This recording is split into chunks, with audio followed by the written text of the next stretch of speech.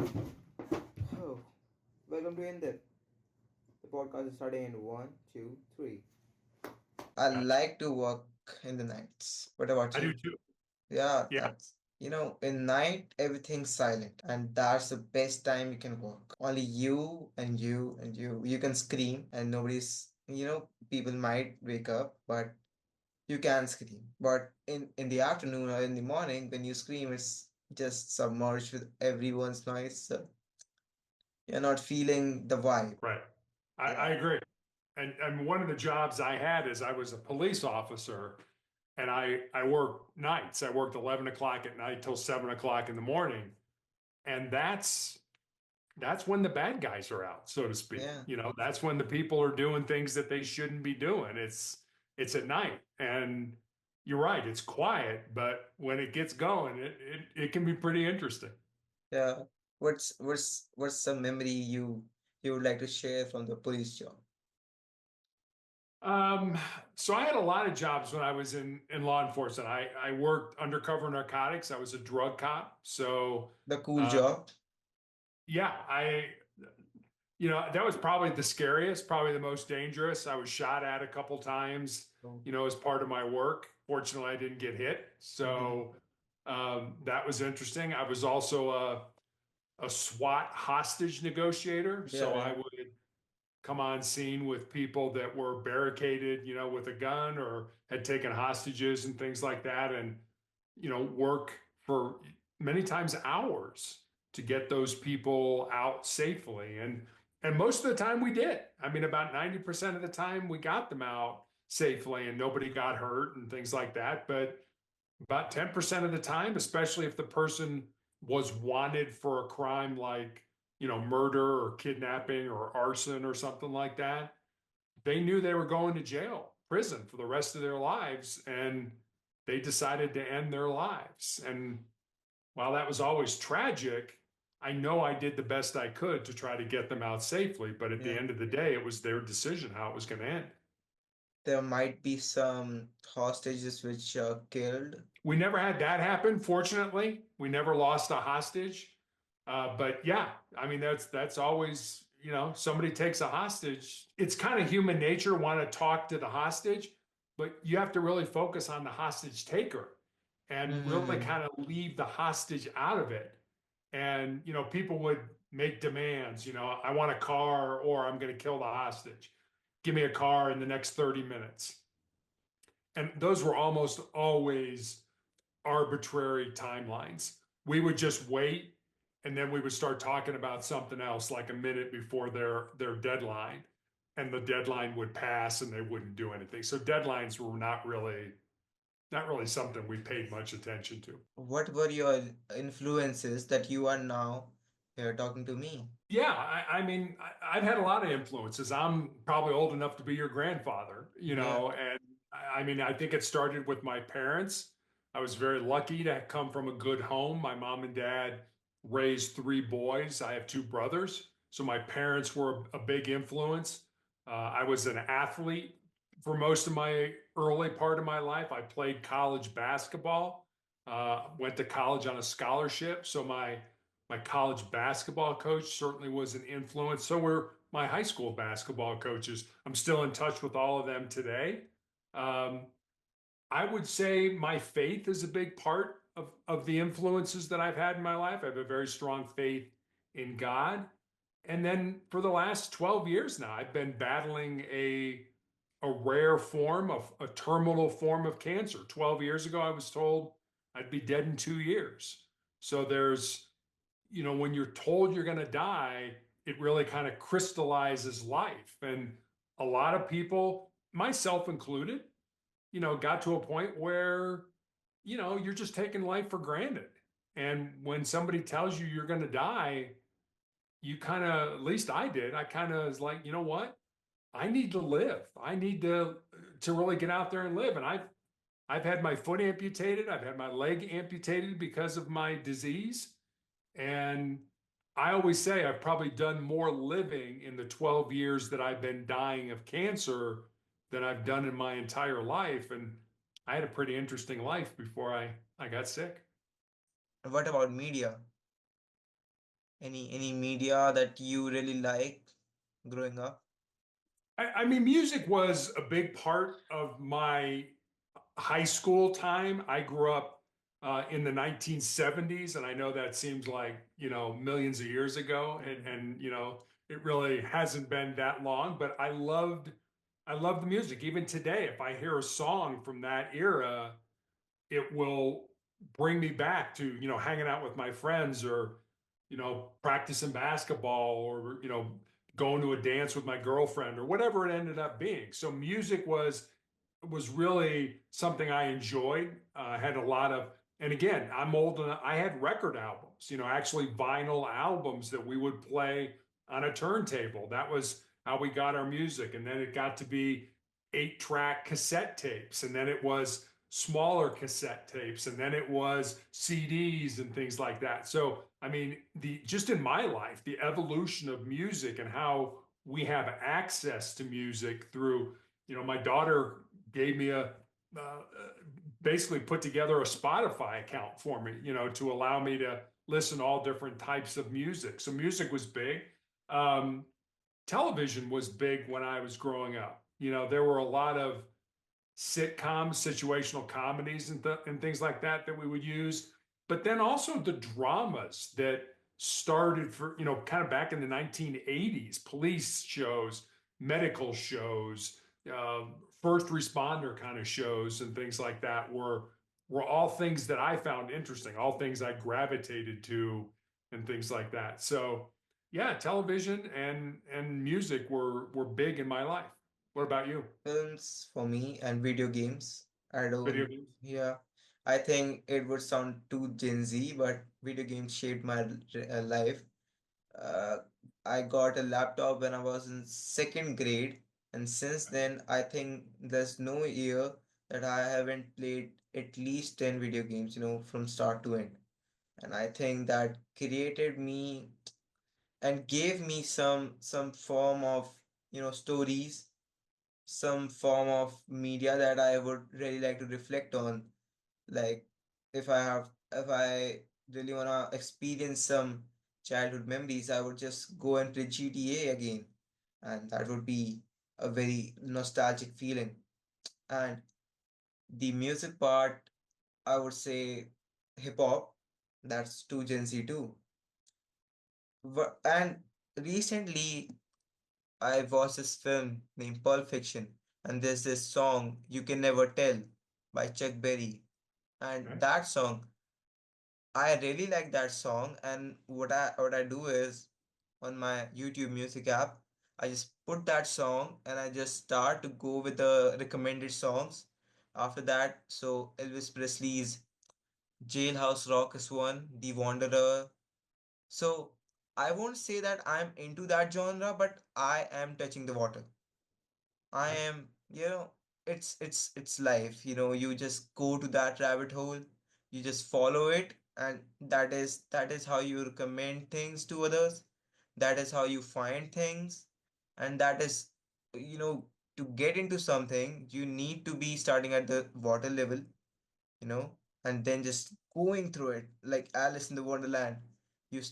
She went to that, little hole.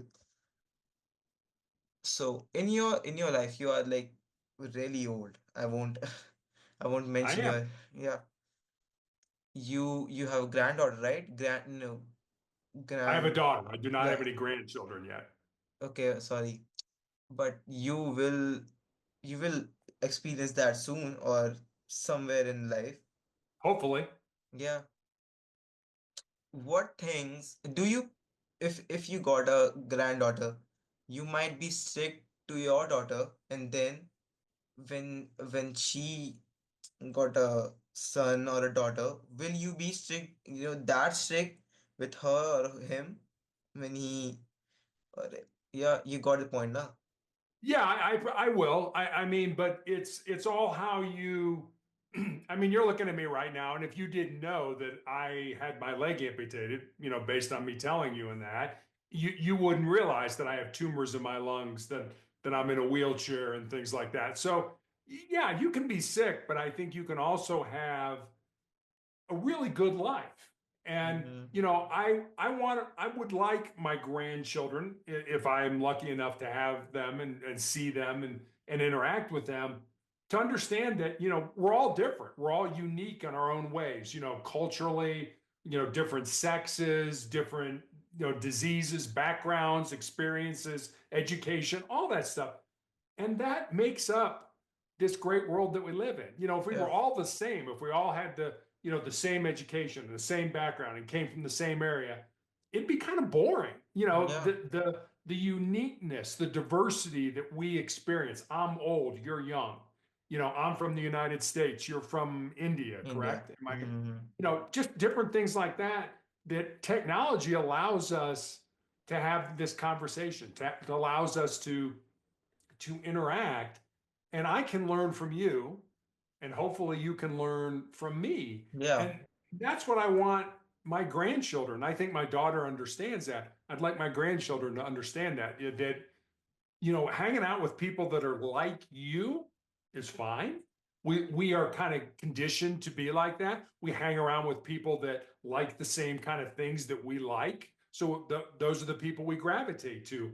But where you grow, where you expand, where you get better is if you step outside those comfort zones. You step outside those things and you interact with people, with events, with circumstances, with jobs that you may not have initially thought you would do. And that's how you grow, and that's how you develop, and that's how you become a better person. So I hope my grandchildren understand that, and I hope they do that as well. This question is not from grandchildren or anything. If you have to recommend or just give a book to your younger self, what book would that be? And just don't think of the timeline, just the book, the material. Yeah, I'll actually show you the cover of it. I love this book, and I read it. I read it a lot.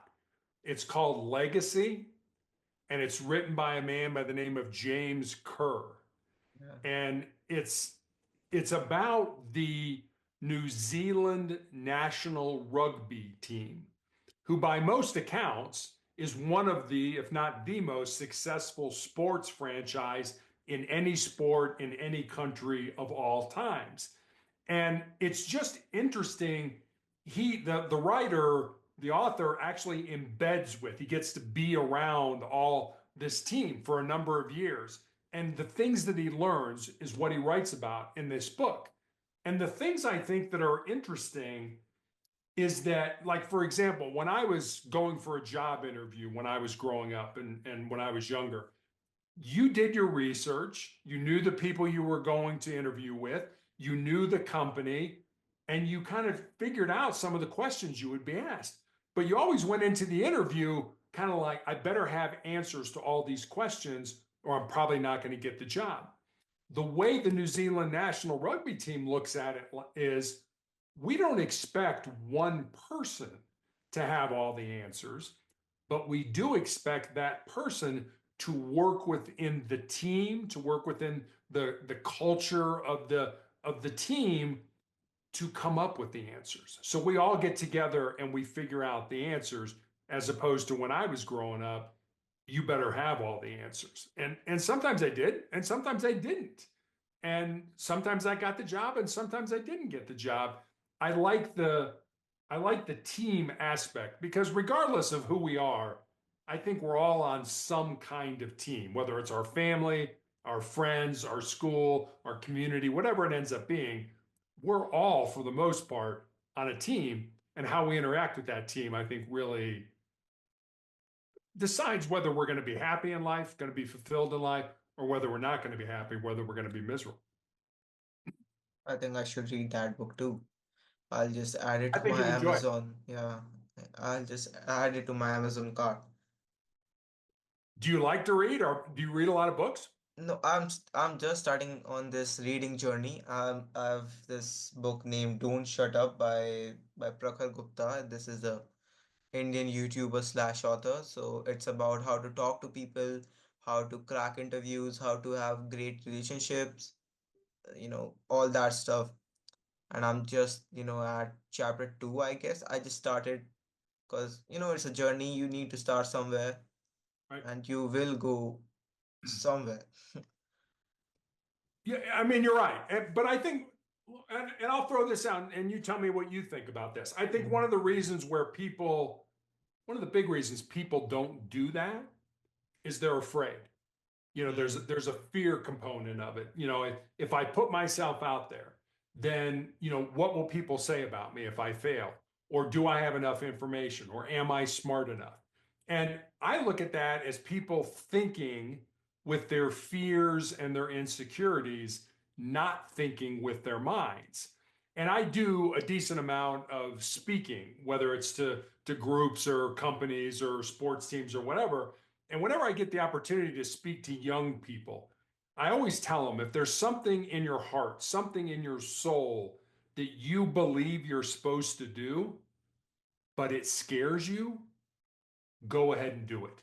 Yeah, Because at the end of your life, the things you're going to regret are not going to be the things you did. They're going to be those things you didn't do. And by then, it's going to be too late to go back and do them. not about the book reading stuff. I'll just say about the fear stuff. Huh? I, as a boy, I would like to go and approach girls, but most of my classmates don't really like to do that. And I think in my class there is 8 or 9 girls because we are studying engineering, not total engineering, but it is kind of engineering. And there are rest of the boys, and they probably haven't talked to a girl outside of the school or the outside world. They are living it, the inside world. But me, I just go to girls, have a conversation, and come back. And it is not because I'm thinking a relationship with them. It's not that. It's just my fear that, oh, what would they say about me? Am I looking good enough? Do I have the right hairstyle to do that? I just go there, have a conversation, come back with my friends, go to the next girl, and it is not kind of teasing or something. It's just my exercise to really warm up for the day. But most of the kids don't do that, and I encourage everyone to do that. Around me, my friends, they pushed me to do that, to do this kind of things, but they are not really participating about it. And when I was not reading these books, sorry for my accent, these books, I was not reading them because of the reason that I was like, there are so many books and I won't be able to finish them. And I realized I don't really have to read all those books. If I like, I just read them. If I don't, I just move to the next one. And they're not like gold that they are so expensive. It's very cheap, and cheap information, and it's not cheap information, it's valuable information at a very low rate. I can just go and pick a book, pay the pay the price, get home, read it. Oh, I don't really like this one. Get another. Oh, I really like this one. Put it on a different side of the room. That's my philosophy of this thing. And you are like very old than me. You have very great thing about this. And my next question would be, what is a piece of bad advices that motivational speakers or anyone, in the motivational industry gives to young people, and how do what's a good advice to counter that? Yeah, I guess I would say this. Yeah, and I've heard this from people who have given commencement, excuse me, commencement addresses, to graduating classes and stuff like that. And it's follow your passion. Mhm. And I would tell you not to follow your passion. But what I would say is bring your passion with you wherever you go. What I would tell you to do is follow your purpose. We're all here for a reason, whether we believe that or not. And how do who am I to say that? I go back to a man by the name of Viktor Frankl. If you want to read another really good book, he wrote a book called Man's Search for Meaning. And he was a concentration camp survivor during the Holocaust during World War II. He was a Jewish person who was in Auschwitz concentration camp, and he survived that. Very few people did. And he talks about how people should not live their life in the abstract. that there is a reason all of us are here. We all have unique gifts and talents. Like you're talking about engineering. I would not be a good engineer. I'm not good at that. You sound like you are. Again, that's a uniqueness that you have that I don't.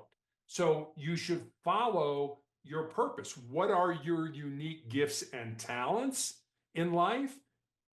And then put those to use doing something you're interested in. And that's another thing I'll say. You have to do stuff you're interested in. If you're not interested in something and you're doing it, you're not going to do it well because you have no interest in doing it. I loved being a police officer, so I was good at it because I liked it. If I had other jobs that I was in that I didn't like. I mean, I was making good money, but I didn't really enjoy the job. It wasn't something I was interested in. So I would tell you to be interested in whatever you do. I would tell you not follow your passion, but bring it with you to follow your purpose. And the last thing I'll give you is this: it's more important who you work with and who you work for than it is the work that you do. Find people that care about you, find people that are willing to invest in you, find people that want to see you succeed in life, and hitch your wagon to those people and climb your mountains together. I'll just jot it down after this interview and I'll paste it on a wall or something. I'll definitely look at that. What's a moment from your cancer journey that you haven't shared on the podcast but has stayed with you? If you don't want to answer, you can just skip this question. No, no, I'll be happy to answer it. I remember when I was initially diagnosed. Again, they told me I'd be dead in 2 years, and so they put me on this drug called interferon, and I took a weekly interferon injection. Hmm. And the side effects of the interferon were that it gave me terrible flu-like symptoms for 2 to 3 days every week after each injection. And I remember I was so sick of being sick. And I took those weekly injections for almost 5 years. So imagine having a really bad case of the flu every week for 5 years. And that wasn't a cure. That wasn't going to stop the cancer. That was, as my doctor used to say, we're trying to kick the can down the road and buy you more time. But at the Hmm. end of my interferon therapy, the very last time I took the drug, I ended up in the emergency room at the hospital with a body temperature of 108 degrees, which is usually not compatible with Yeah. being alive. That temperature, you're basically boiling your organs. Yeah. And I remember thinking at that point in time that I was going to die, that there was no way I was going to survive this. And there was a kind of peace in knowing that I think I had really done everything I could to help myself, but knowing that this was out of my hands now. There was nothing I was going to do. If I was going to live or if I was going to die, it was going to be at the determination of something that was bigger than me. So I guess I would tell you in your life, be part of something that's bigger than yourself. If, if we are on the topic of death, um, if you have to choose three people you could have dinner with, deceased people, your family deceased members, fictional characters or the writers you have mentioned, anyone who who are the three people you are gonna be selecting? I think again, I am a Christian, so one of them would be Jesus. I would love to have dinner with Jesus and talk about that. Um, my favorite president of the United States, having being an American, is a man by the name of Harry Truman, who was president during part of World War II. He was actually the president that decided to drop the nuclear bombs, the atomic bombs on the two cities in Japan. I would love to have dinner with him and kind of pick his brain. And I guess I would like to have dinner. Let's see, who else would I like to have dinner with? I guess maybe my great grandmother. just to kind of go back in time and I mean my brother went to Ireland. We're of Irish heritage, and my brother went to Ireland and found the grave of my great great grandmother who died in the 1700s. I'd like to go back even further and just realize I'm with a relative. I'm with somebody who is related to me, who I never knew, who I don't know anything about, but just to talk to her about what life was like. So those would be the three people I'd like to have dinner with.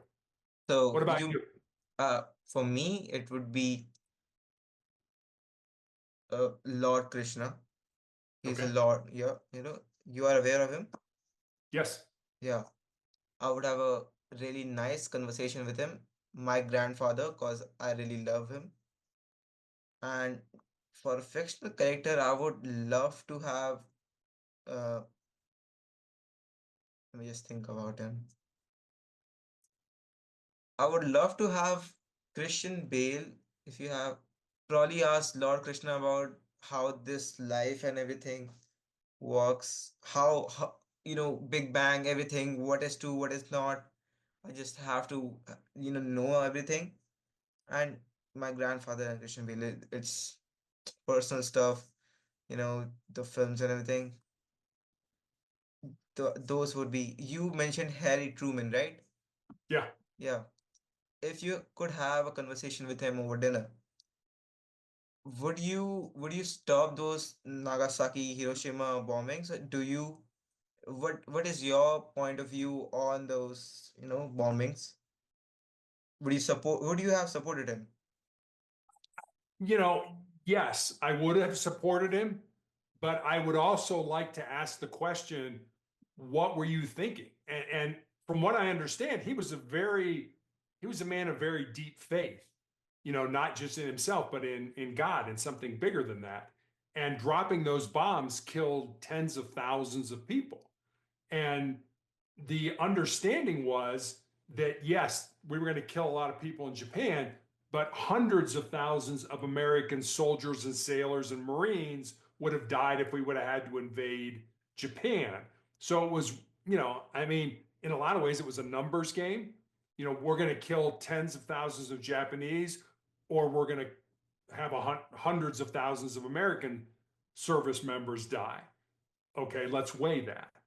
I would just like to know, I mean, how much sleep did you lose over that? Were you up in the middle of the night thinking about the ramifications of that decision in your life? What were you thinking? What Yeah. did you think God was, was God judging you? Did you know this was the right thing? Or did you like, I think it's the best option of two really bad choices. What were you thinking? I would talk about that. The other thing I would talk to him about is his wife never wanted him to be president of the United States. He was the vice president, and President Roosevelt died in office. And so he was automatically elevated to be president. And his wife lived back in Missouri, did not live in Washington, D.C. with him while he was president. I mean, she would come and stay and visit, but didn't live with him. And how hard was it to not have your spouse, your wife, with you? Those are a couple of things I'd like to talk about. Lonely nights, maybe. Yeah. Um, what is something that people when hear about you will be shocked to know? Not about the tumor or anything, just your personality and everything else. So I'm 6'8" tall, and I That's a played lot. college basketball against Michael Jordan. Michael Jordan? Oh my God. And you're 6'8". I'm Yep. I'm very short. I'm really jealous of you. I'm like 5'4", and I think I am shortest podcaster you have ever met. You might be. Yes, you Yeah, might be. you are not there with the inch tape, I guess.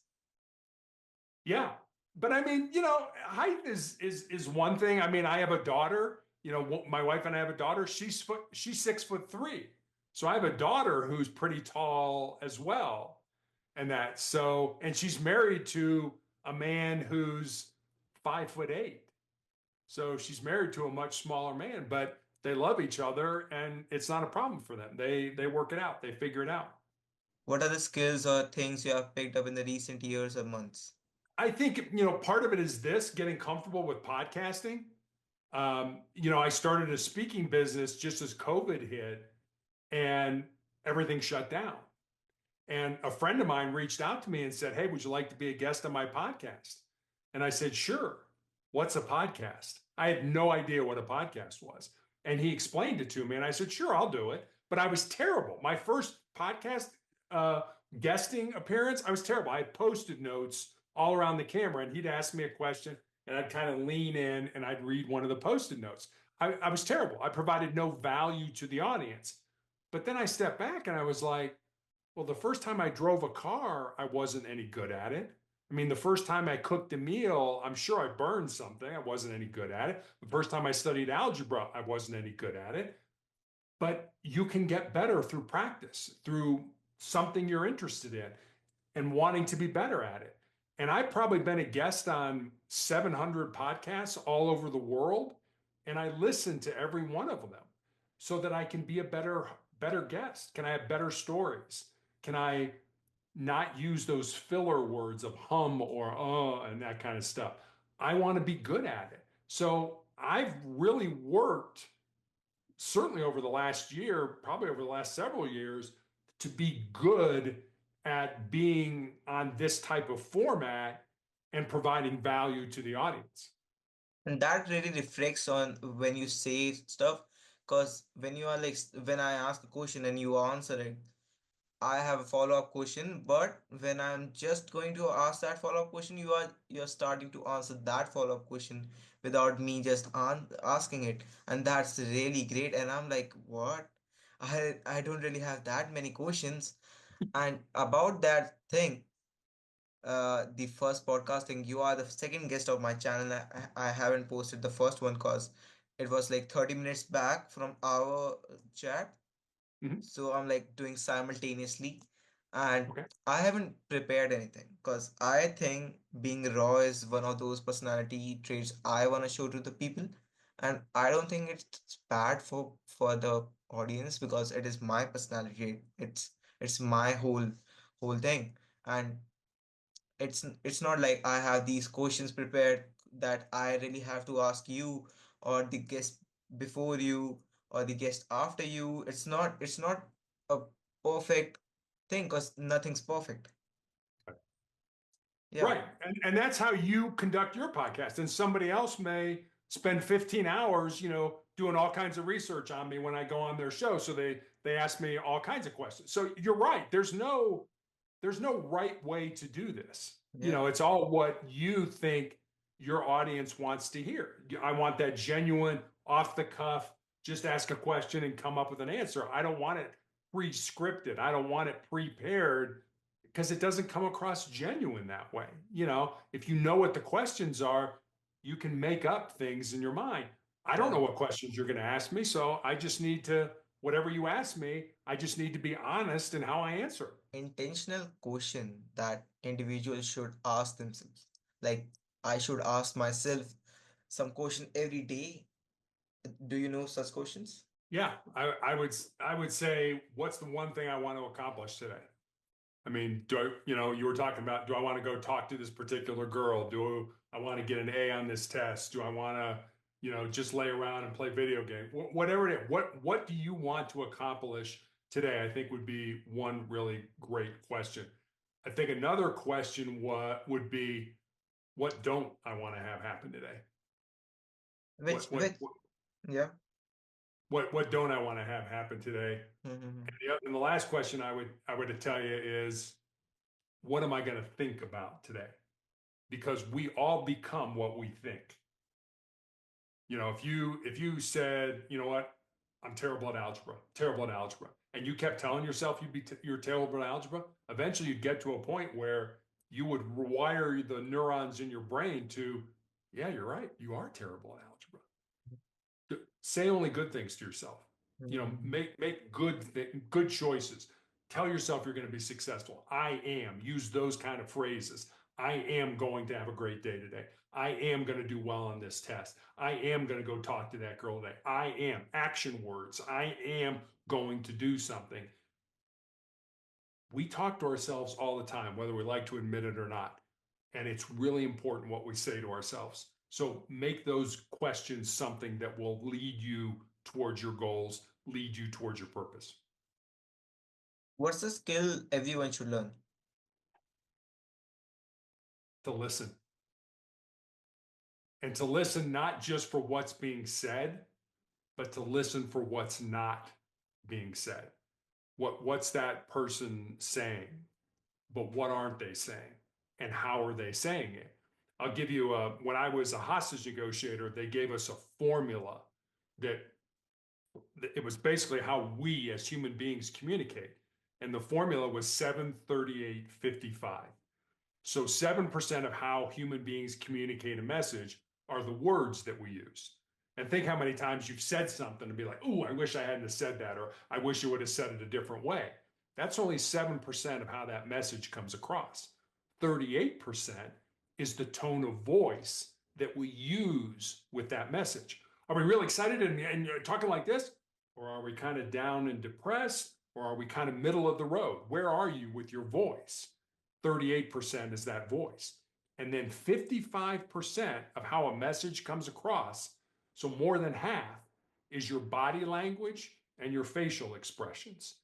And the reason we were given that formula is because, as hostage negotiators, if somebody had taken a gun and barricaded themselves in a room or had hostages, I was not in the room with that person. Many times I was blocks away talking to them on the phone. So I didn't have the luxury of saying something to that person and see them kind of, roll their eyes and say, what an idiot. I can't believe he said that to me. So we had to get good at figuring things out, certainly by what people were saying, but also what they weren't saying and how they were saying it. Yeah, that's probably a great advice too. The age factor. Age factor just gives you so much more wisdom than me. I'm just Yeah. 17. You are like really old. I don't really want to ask your age, but that's spectrum is wide. Yeah, but that's having experiences in life. That's getting yourself out there and doing different things, which allowed me to learn things. And people that don't step outside those comfort zones, that just, I want to be comfortable, I don't ever want to hurt. You're never going to grow unless you do things that are uncomfortable. And let me recommend this to you, because I do this every day of my life. Every day, we all should do at least one thing that scares us, that makes us nervous, that makes us uncomfortable, that's potentially embarrassing. It doesn't have to be a big thing, but if you do those little things every day, when the big disasters in life hit us, and they hit all of us, you lost your grandfather. That's a big deal. Somebody close to us dies. We unexpectedly get let go from our job. We find out, like me, you have a chronic or a terminal illness. You will be much more resilient to handle those things than those people that never step outside their comfort zones, that never do anything uncomfortable.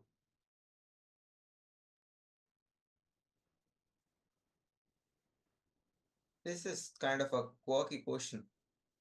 Did you do anything out of character that taught you anything, related to that thing or related to life? Anything which was out of character, which was something different from your character? I, That's a great question. I mean, I'll be honest with you. I've always been a rule follower.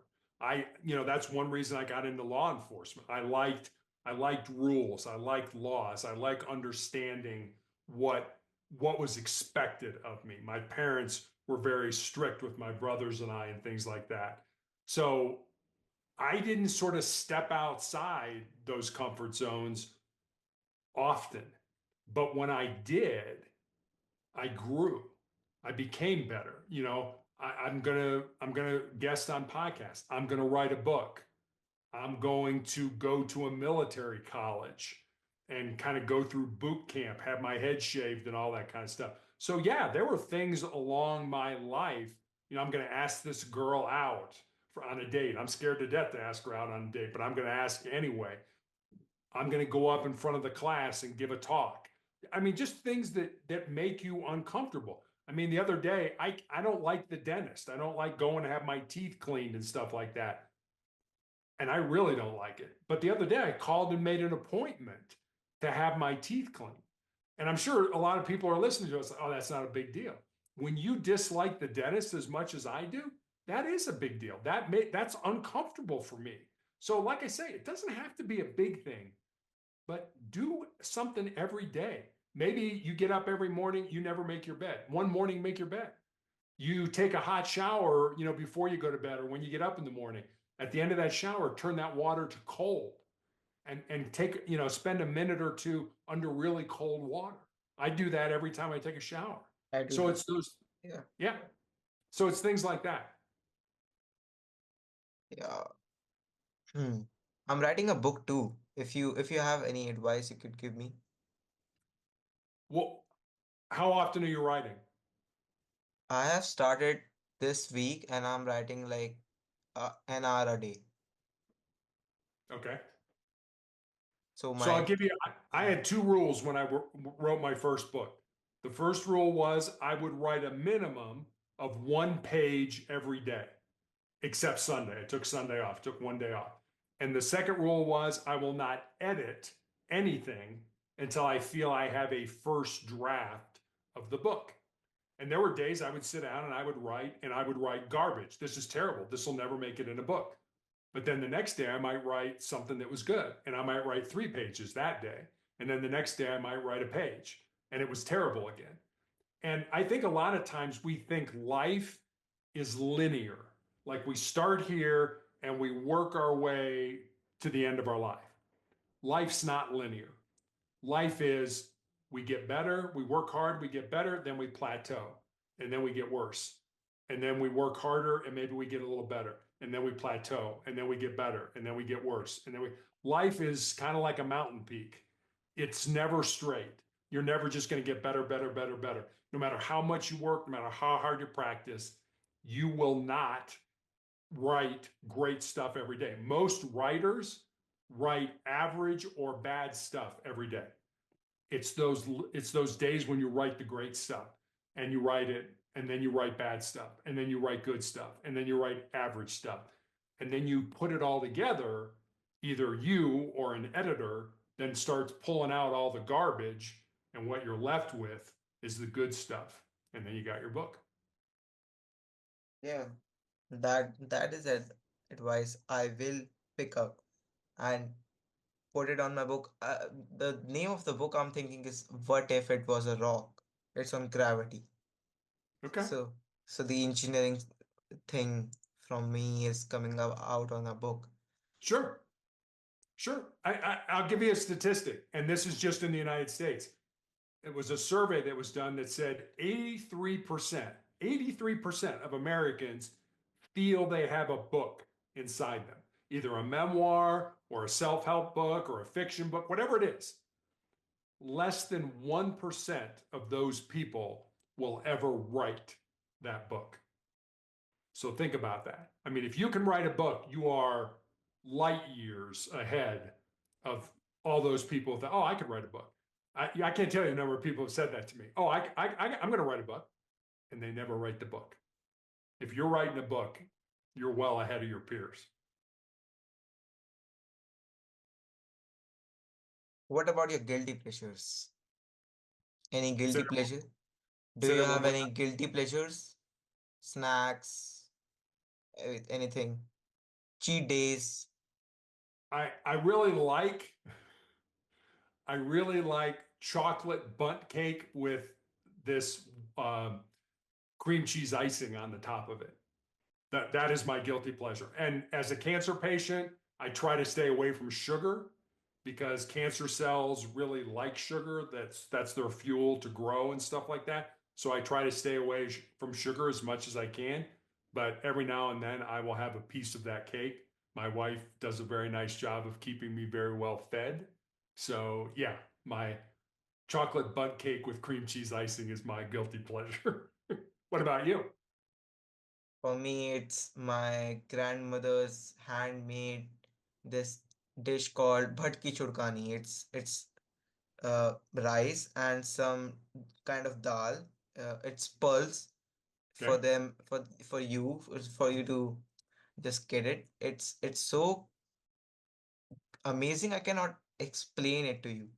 It is one of those things I would eat any day, any time of, you know, it's such a great thing. And parathe, it's like parathe are bread for you. Okay. So, and they are like cooked in desi ghee, clarified butter, and they Okay. are they are so great. And like I can eat them 4 or 5 at a time with with a glass of milk. I don't know if American can drink that much milk, or it's That's a just lot a, of yeah, yeah. like Do you this, remember the first time you had it? parathe. Yeah. I think I was a little kid with Okay. I must be sitting on my mother's lap, and my mother would be feeding me with butter when it is cooked in butter. It's such a great experience, but it's not great for health. I would just say that. But it is cheat meal. Yeah. That's the whole point of cheat meal. Yeah, exactly. Yeah. I mean, we all gotta, sort of fall off the wagon, so to speak, from time to time and do things that make us happy. I mean, we can spend our whole life being healthy and doing the right thing and all that, but I mean, if a piece of cake or a piece of bread or something like that makes us feel good, why not from time to time? Yeah. I mean, what's guilty pleasure? What's the problem? Nobody's getting hurt by it or anything like Yeah. that. Yeah. Any philosophy books do you read?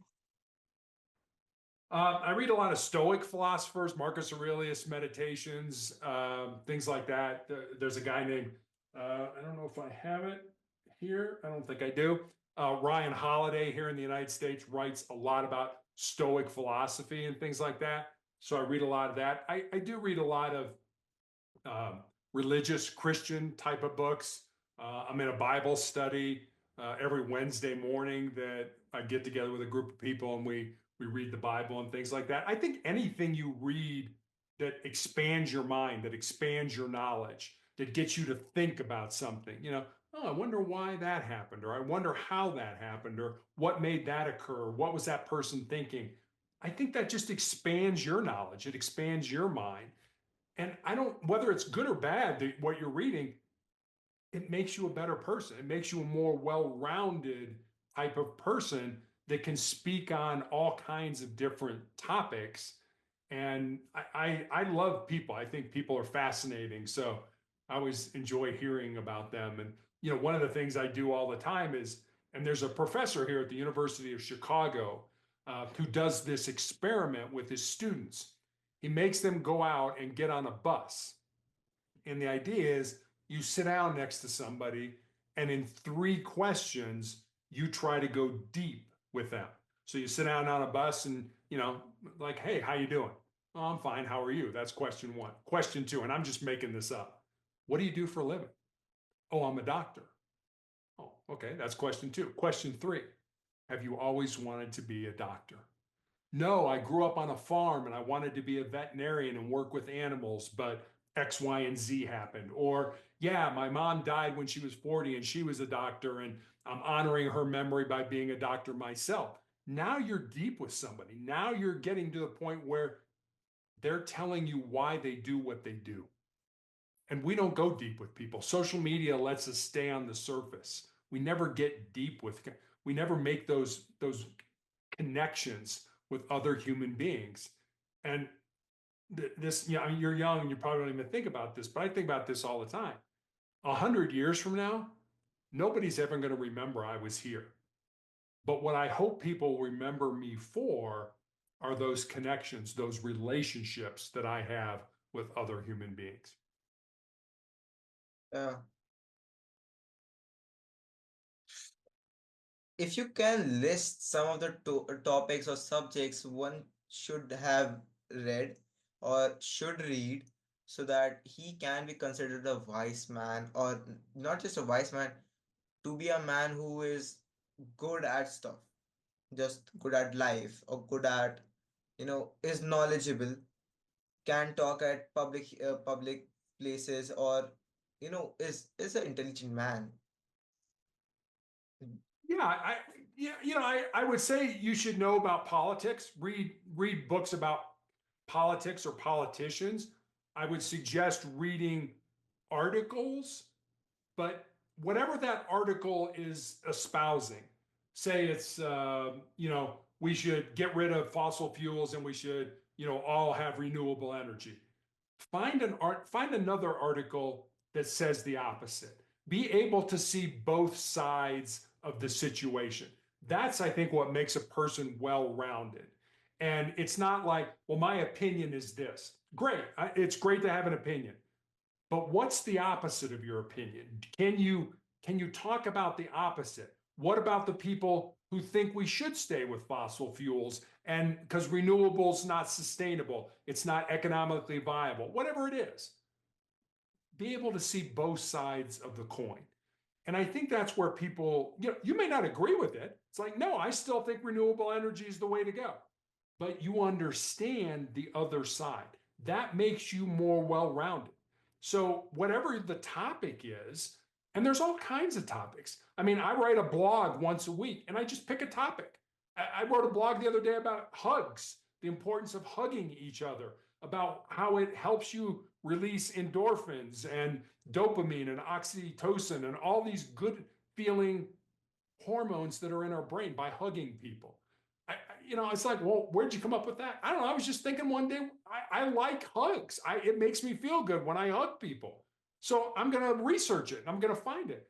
So what's the positives of hugs? What's the negative of hugs?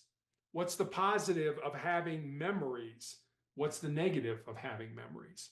What's the positive, like I said, of fossil fuels versus renewables? Find the opposite and read articles, but read both sides so that you're able to articulate where you stand on an issue. Yeah, I have recently started studying philosophy. So I'm just at the bottom of the mountain, and I'm trying to climb it. So I should just tell you, this podcast and everything is just part of my personal project and my extracurriculars for applying abroad to US, because of a lot of reasons. You know, India is not the greatest country when it comes to education, and it is a fact. There's no two-faced thing to it. It is India is not the greatest. India is good, but not the greatest. And America is good. It's really good, and I'm not just exaggerating it. Do you have any tips for the journey? Because I'm really at a point of my life, and I'm looking to have a gap year, then apply for college. Yeah, I mean, I think a gap year is great. I think I would tell you to go learn about other cultures. Go to, I don't know, Ireland. Go to the United States. Go to Australia. Go to Japan. Go to China. Wherever you can go and understand other cultures. You know, help me. How do you guys live every day? What's life like for you? That will make you an incredibly well-rounded person because whatever you choose to study, and it sounds like engineering is something that interests you. Am I correct? And it is CS, computer science, engineering, and film. Okay. So those kinds of jobs are international.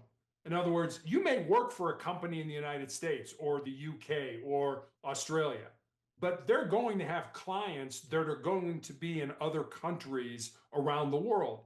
And if you've had experience with those countries, I'll give you an example. In the United States, where I had my first job out of college, Honda, the auto manufacturer, they put a plant in the city where I was living, where I was working. And we learned about how the Japanese greet people. When you bow, you don't put your head down. You look people in the eye. You would have already known that if you'd been to Japan. You would already know that if you've been to China, in Asia, how there's different greetings, you respect cultures and things like that. I think people are fascinating. I think different cultures are amazing. You're young, you can get out, you can explore. Go do that. Go have a blast. Go meet all kinds of different people because if nothing else, it will make you a better person. That is I I can do it, but it's just a financial part of it. Yeah. I cannot be that much dependent on my family. But doing podcasts is my way of doing the gap year. And I think it is a great one because I am meeting people. I got to know about the Japanese bow, how they bow from you. I got to know a lot of other advices. I got to know that there's a person that played with Michael Jordan. Now he's suffering from tumor and everything, and he's so strong, sitting in front of me, not physically but virtually, and that's a great thing. I had the conversation with a guy. He was he had some he is unmarried, and you are married. I got to know about people. Got to know how is the unmarried life, how's the married life, and that is great. It is, but very few people have that opportunity and very few people take that opportunity. So if you have that opportunity and you can, I understand money is, I mean, it's hard to travel. But like I said, I've been a guest on probably 700 podcasts all around the world. So I'm kind of like you. It's hard for me to travel. So what can I do? I can go on podcasts with people in Africa, in India, in New Zealand, in Australia, in the UK, in Canada, and I can meet those people and I can learn about their culture while at the same time they're learning about my experiences. So this is a great format, a great medium that'll allow you to do that if you don't have the money, the funds to be able to travel as much as you'd like to. But if you get the opportunity to come to the United States, you really ought to. I'm going to recommend you do that because I think you would learn so much, even in this country this size. And I'm sure it's probably the same in India. The southern part of the United States is different than Yeah. the Northeast or the Northwest or the Midwest or the Rocky Mountains or whatever. We're all the same country, but we all have different sort of cultures and things like that. I think you'd have a blast here. And in America, it is a common language, English, but in India it's multiple languages, Yeah. and there are bolis which are not languages, which are just way of talking, and you can learn that if you want, and that's a great experience. Yeah. I wanted to ask about that award you have, on that shelf, that the king, I think it's a little blurry. 82 is written on it, on your That, back. Yeah, yeah, yeah. yeah, yeah, yeah. So that is the crest of the college ring that I have. I went to I mentioned I went to a military college, and our rings for every class that graduates look exactly the same. The only difference is the last 2 years of the year you graduated, and I graduated in 1982, so there's an 8 and a 2 in there. Somebody that would graduate this year would be 20, there would be a 2 and a 4. But everything else on the ring looks exactly the same. And that's how we can tell classmates or people that graduated from the same school. I mentioned my daughter got my height and was playing basketball, and she went to the United States Naval Academy basketball camp. And there was a lieutenant that was filling out the form, and she had one of those rings on. And I had my hand in my pocket. I had my ring on too, but I had my pocket. And I said to her, I'm like, oh, that's a nice ring. I said, where's it from? And she was kind of busy and she's like, oh, it's from the Citadel. I said, oh, that's interesting. I said, it kind of looks like this one. And I pulled out my ring and it was the exact same ring, except with the numbers were different on it. And when you meet somebody from our school, it's a very small school, there's a camaraderie. There's like, I will Mhm. do, hey, let's go have a meal together, or let's go have a cup of coffee, or whatever it ends up being. That's the camaraderie that we get because we all had a shared experience during our college days. If I ever come to US, I will definitely try to meet you. I would love to meet you. I think Yeah, it would be great. yeah. We can have the podcast physically. I would love that. That would be a Yeah. lot of fun. I hope you are like doing well in your life. Thank you. Yeah, that's a very important part of our life. Yeah, I mean, living is important, but dying is also important. Yeah. The old Stoics used to talk about a phrase called memento mori, which is a Latin phrase that means remember death. Remember that you're going to die, not for the sake of dying, but for the sake of really living. So many people live and never live their lives. They just muddle through life. People that really live, people that sort of, grasp the handle of life, gosh, when they die, they've had such a great time. They've had such a blast. And most of them have made a positive contribution to this world as well. So this podcast is coming to an end, but I would really want to ask you if you could provide the headshots of your, of your body. That would be great for my thumbnails and everything. Sure. I'll do And that as soon as we get off. I'll email it to you. Is that okay?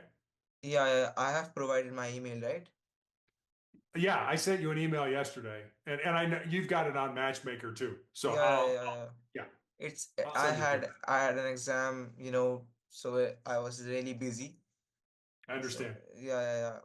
And is there any question you want to ask me?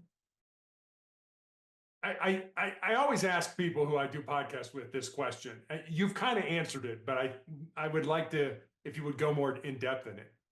Why a podcast? What made you start a podcast as opposed to some other kind of medium where you could have interacted with people? A podcast? Why a podcast? Because you and me are in such a in a private place, not physically, but virtually. We are at a very great place for a hour or maybe longer if I continue, and I get to know more about a person's personality. I try to see it's my second one, and I Mhm. try to go in your personality as much as I can, but through other medias like if I posted just videos on YouTube, I cannot go through people's mind or personality. And that's a thing I really like. And I I started watching podcasts of a year back or a few years back, and I really like this form of content. And I remember this, and I mentioned this earlier in the first podcast I did. It was this I have this book for my text as a textbook for my English literature, and there's a chapter named the interview, and there's this guy who says, and it's all recorded Cambridge book of interviews, and he says interviews are like thumbs on my windpipe because it reveals more about myself to people, and I don't really want to tell about that. And that is something I try to bring out of people. Like I asked you a question, something you haven't shared on podcasts, because I wanted to get something new out of you. If I wanted to learn about a guy who is suffering tumor, I could have just gone through YouTube, maybe find your videos or podcast, gone through the thing, but I I I wouldn't be that much educated about you than just talking to you face to face and learning about you. I got to know about that ring. I got I got to know about those books, and I definitely try to create a bond which we can further. I can contact you, you can contact me. That's a sort of relationship I'm trying to build. Because humans humans don't socialize because they want to survive. Humans survive so that they can socialize.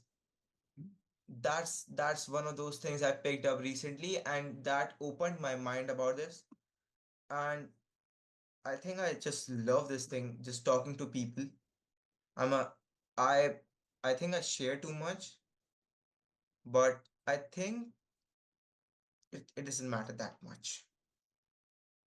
You make a really good point, because one of the other things that we were taught as hostage negotiators, and you said this without using this word, is to be curious about other people, to be curious about things in life. If you're curious, I want to die learning. And the way I'm going to learn is to be curious, is to ask questions. And so you said that exact same thing. What I heard is you started this podcast because you're a curious person and you want to learn from other people. Yeah. And that's pretty cool. I think you like this conversation, from start to the end. And Oh, I've enjoyed it. Yeah. yeah, I've learned from you, and hopefully you've learned from me. yeah, So it's been great. yeah. Just if you have any questions for me, you can reach out, and if I have questions, I may reach out to you. And Sure. that's how I think this should be a friendship. I agree. Yeah, I think Yeah. this It's should how be can we more than support each other? yeah, this should be more than a podcast. Yeah. I Yeah, agree. Yeah. I mean, feel free anytime. If you got yeah, a question or something, send me a note. I'll answer it as soon as I can.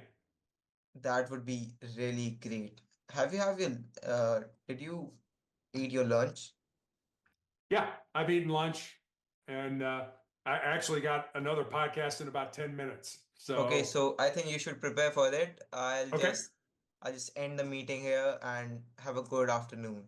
Thank you. You too. Let me know when this goes live, and I'll put it up on all my social media platforms. Yeah, yeah. I'll just send you the link. Okay. Sounds good. Yeah. Have a good day. Okay. Get You some too. sleep. It's late there. You need to go to Yeah. bed. Thank you. Have a nice day. All right.